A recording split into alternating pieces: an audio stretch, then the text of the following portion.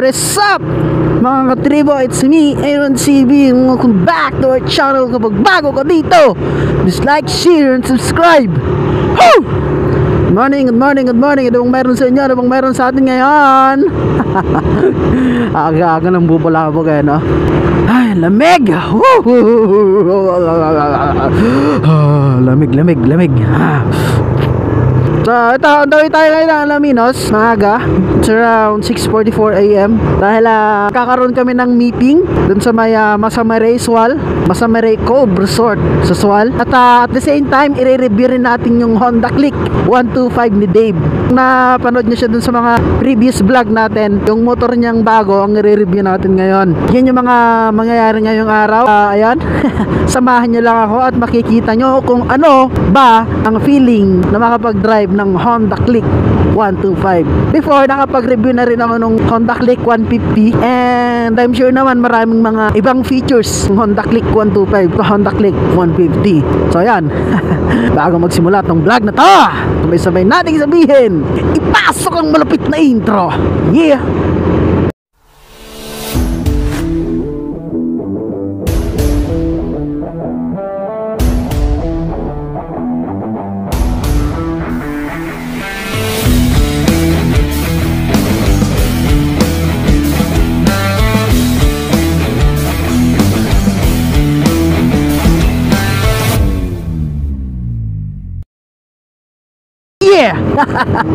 Ayan, sige, mamaya na lang ulit.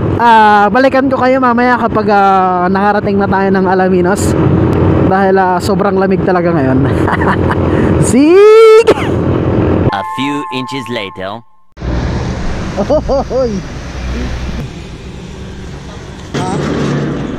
Oh, ito yung Honda Click ni Dan Dave Dubla. Kanya naman, formado na. Ingat ka lang sa shock. Bakit? Itapong ka na. Hindi, sanay naman ako. Di ba tinest ko na dati? So ito yung Honda Click. Tignan nyo naman, naka-garnish na. So, ang linis pa. Hingi ako sa motor ko. Tignan nyo naman, naka-garnish pa ito. Ayan, ayan, ayan. Pasok na natin si layer. Meron, meron. So ito, sakyan na natin. Yun, kalabaw. Where's the key? Ay, ay, ginawa mo yung ano? ito pala. Yung dating click, hindi ko alam i-ano yung click. Ay, yung side stand na Ohoy! Ohoy! Sige, sige. Chat na lang kita mamaya. Ang tawas, tinutukod ko na, oh. Kasi maulong ka pa konti. Ganyan. Ayan, sakto lang. Sige, sige, sige. Mamaya na lang. Sige. Oh. First impression, medyo mataas talaga. Sabugang araw, kaya kailangan natin ng salamin. Yeah.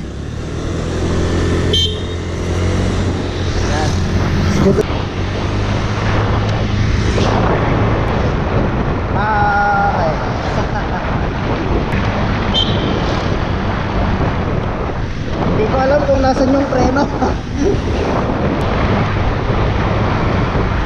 Yeah.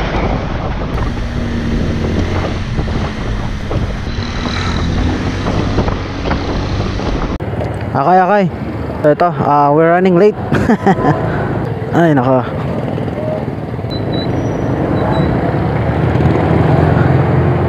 Okay, first impression natin sa kanya, medyo may katangkaran siya. Medyo taas siya ng konti compared dun sa Raider natin. So kung height mo ay 5'2", medyo mataas para sa'yo to. Kasi ako 5'2" ako eh. City driving, goods na good siya.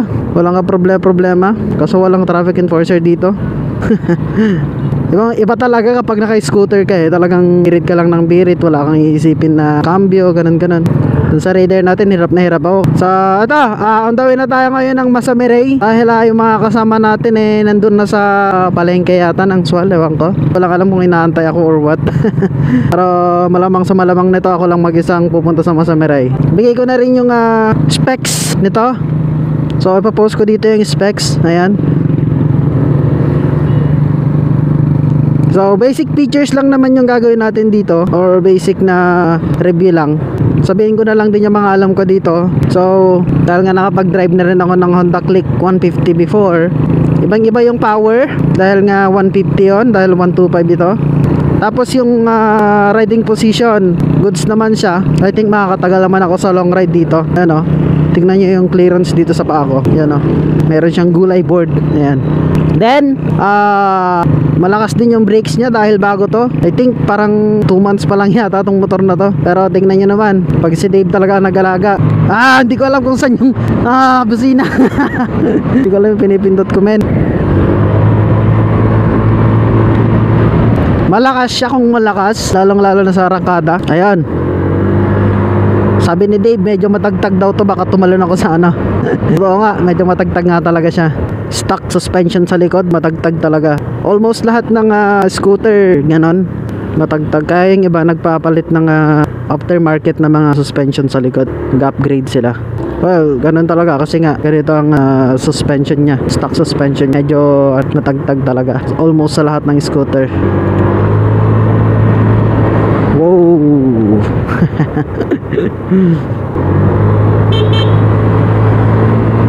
Yeah. Sarap eh. Sarap i-drive, men. Palit na tayo ng motor, Dave. Sa'yo na si Raider. Sa akin na tong si Kalabaw mo. Ngang. Constant pa rin yung power kahit tinitwist mo yung throttle. Taga ang tagtag body. Ang tagtag body.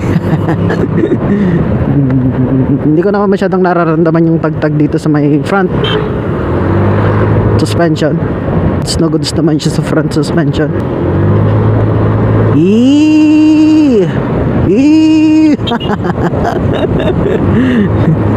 Ang sarap paglaruan ng throttle eh.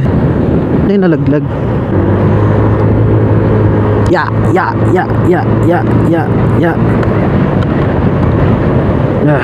Hindi ko siya pwedeng i-top speed kasi wala naman tayong kalsada na medyo mahaba-haba. Oops. May mga nagra-rides dito. So kung makikita nyo dito, full digital na yung kanyang panel. Like Honda Click 150. Ang wala lang dito, I think yung remote, yung keyless, yung start stop system, wala rin dito. Tapos ano pa ba? I think yun lang naman. Body build, physical features na parehas lang din eh. Ang pagkakaiba lang yung decals tsaka yung color. Mahalata mo kapag 150 siya, mas mamahaling tingnan. Wow. Yes sir. So ito, antawin nga pala tayo ng Masamirey. Isa siya sikat na beach resort dito sa may Pangasinan. Makikita siya sa may Sual. Alam niyo yung planta, dire-diretso nyo lang yun, tapos doon na yun. Masarap talagang paglaruan ng nito, silinyador. Hataw ka lang ng hataw, hindi mo na iniisip yung lakas ng brake sa harapan, hindi mo akalain. Panigurado kapag may backride ka dito, tatalon-talon. Tignan mo dyan sa likod mo, wala na siya.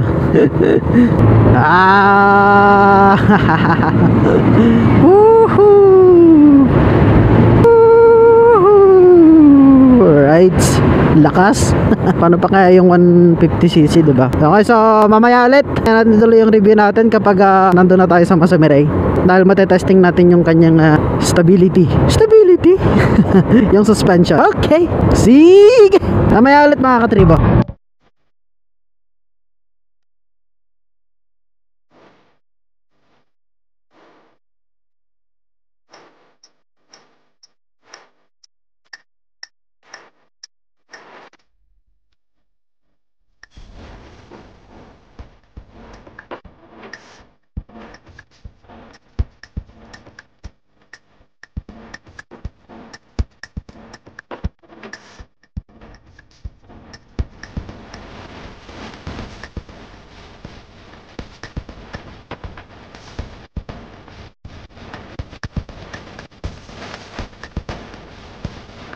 As expected, talagang medyo matagtag talaga siya. Ayan yun na yun ba? Hindi siguro masyado makita sa camera kasi naka-stabilize siya. Pero kung sa personal to, nakikita nyo, matagtag talaga siya. Ayan Compared dun sa Raider natin, matagtag siya. Ang ganda naman dito. Wow, ang ganda ng taon dito, boy. Baka marorong turn dito ah. Pakyat, buddy. Power. Tingnan natin. Yeah. Wow. Nice road. Parang ako nagdadrive sa Baguio. Welcome to Bangaskasan. Dito yung may magandang spot eh. Dito. Pinagpuputol yung mga pine tree dyan.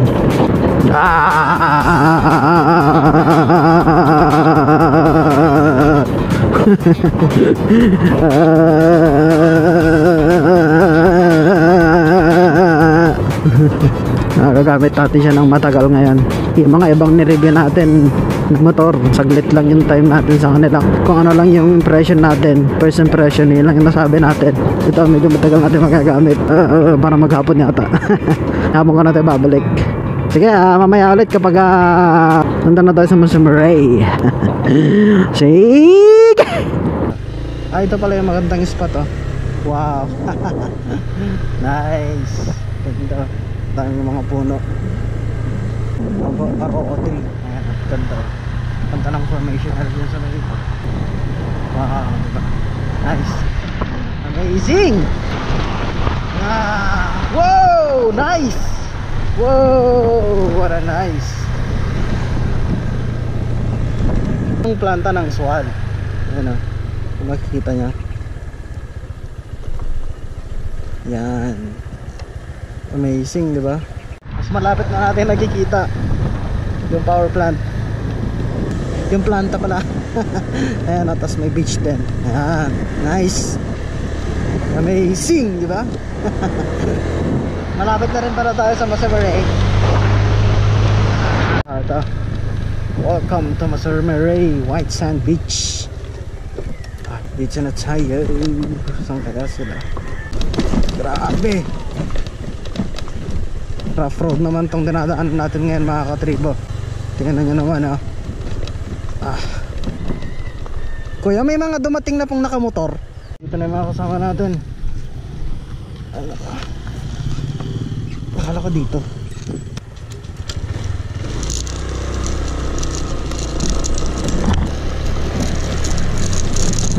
Sa beach pala.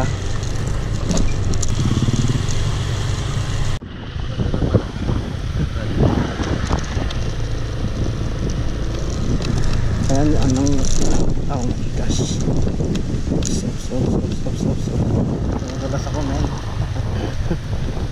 Ay naka. Ganda naman dito. Solid. Kamusta? Awa. Dito. Ito. Ay ya.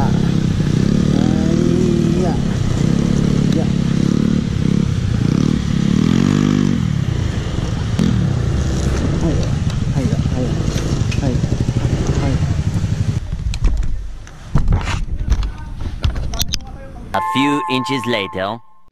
Okay, so tapos na tayo dito. Meeting lang kami. Punta na tayo sa mga bookings natin. Nitong Honda Click Dave. Ay, naka. Grabe tong daan dito, ang hirap. Bumabaon lang yung fuck.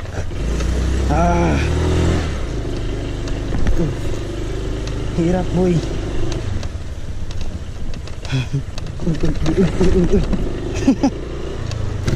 Ito si sir, kasama rin natin. Meeting lang kami. Ang lakas talaga niya kapag akyatan. Wala akong masabi. Super power. Ay. Okay, so ito, pauwi na tayo. Tapos babalik na lang ulit tayo mamaya.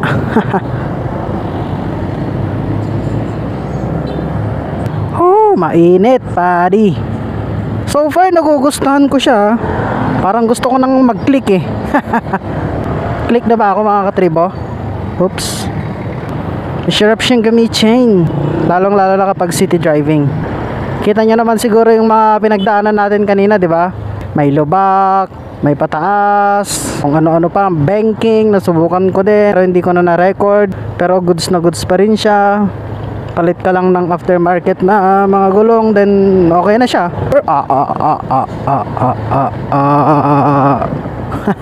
So for all in all, impression, okay siya. Goods na goods talaga siya. For the price, 70 plus, 70k, ay na okay siya. Wala akong masabing negative sa kanya. Yun nga lang, hindi, meron pa. May pagkamatagtag talaga siya. Yan lang din yung disadvantage sa kanya. So ito, on the way tayo ngayon ng Burgos. Tapos mamaya na natin tapusin yung vlog. Hindi ko alam kung matatop speed ko siya kasi mamaya siguro pag uwi na lang top speed natin siya. Sige, mamaya ulit mga katribo.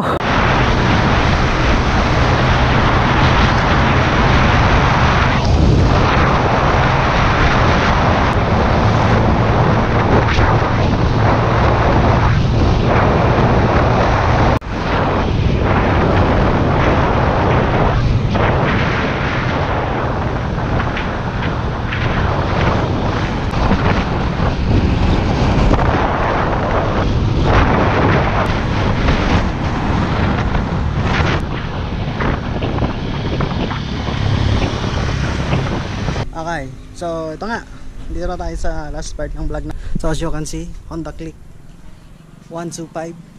Overall impression ko, napakaganda. Okay siya when it comes to long ride kasi hindi ka talaga makakabit.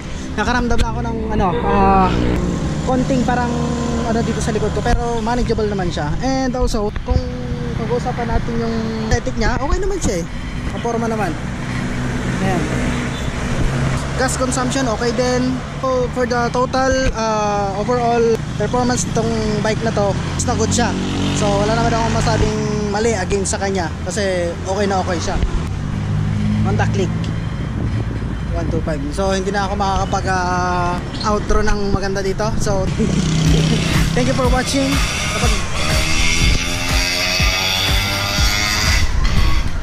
Thank you for watching. Kapag nagustuhan mo tong video na to, please like, share, subscribe, comment, whatever. And always remember, practice social distancing. Of all, every time, everywhere. Mask on, wash your hand, and brush your teeth. And I'll see you guys on the next one. Bye-bye.